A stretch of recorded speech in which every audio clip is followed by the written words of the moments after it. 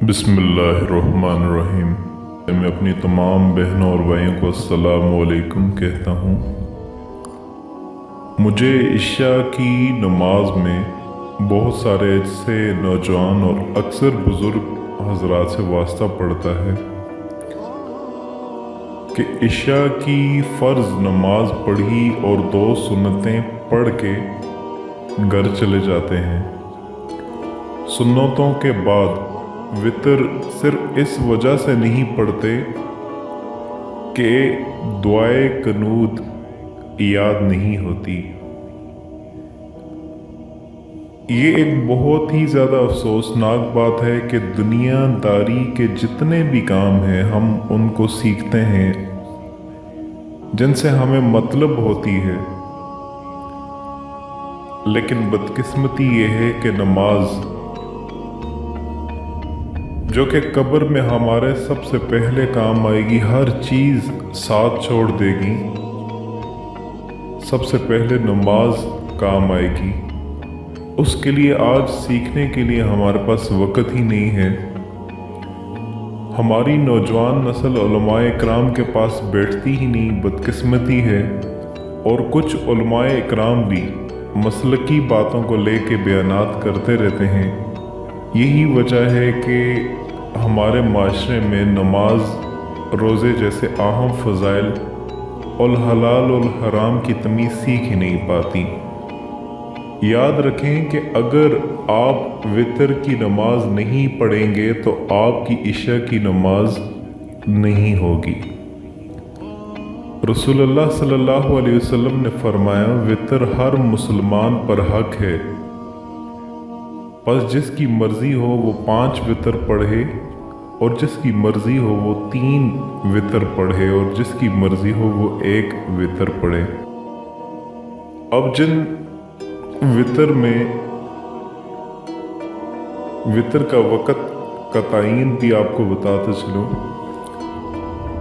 कि इसका वक़्त इशा की नमाज से लेकर सुबह फजर की नमाज तक है।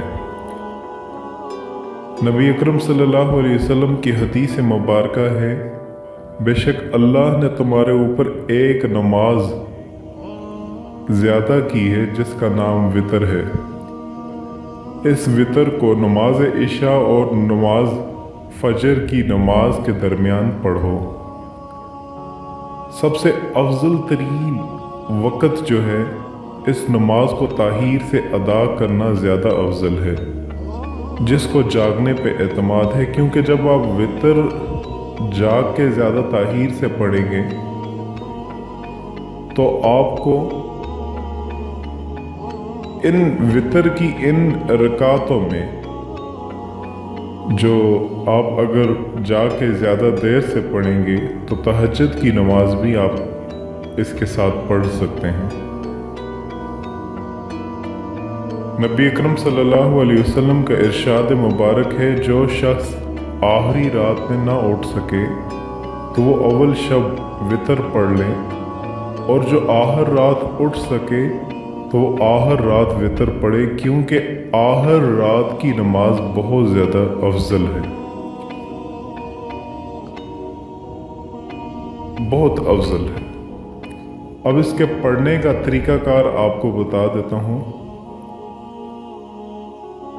कि मग़रिब की नमाज में आपने मग़रिब की जो नमाज है इसकी मुशाहबत से बचने के लिए, क्योंकि इसमें भी 3 जो फ़र्ज़ रखते हैं और इसमें भी वितर में भी 3 रखते हैं, उसका तरीक़ाकार ये है कि 3 रखते इकट्ठी पढ़ें, उसके दरमियान में तशहद ना किया जाए। दूसरी तरीक़ाकार ये है कि 2 रकत अलग पढ़ के सलाम फेर दें, फिर 1 रकत अलग पढ़ी जाए।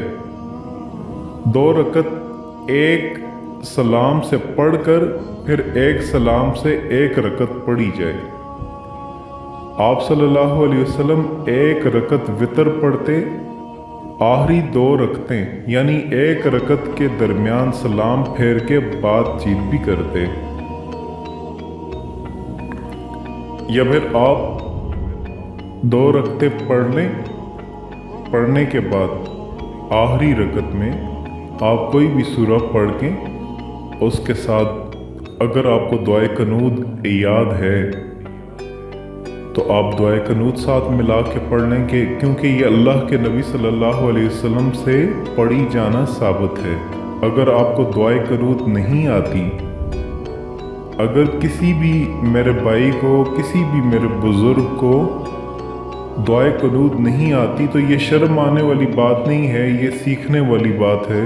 क्योंकि इसके बगैर जब हमारी नमाज नहीं होगी, हमारी इबादत कबूल नहीं होगी, तो फिर हम इसकी मिसाल ऐसे ही है जब हम नमाज पढ़ते हैं और नमाज में हम सारी नमाज पढ़ लेते हैं। इसकी मिसाल ऐसे ही है जैसे एक मज़दूर आता है, वो सारा दिन मज़दूरी करता है और जब उजरत लेने का वक्त आता है तो उससे उजरत नहीं मिलती।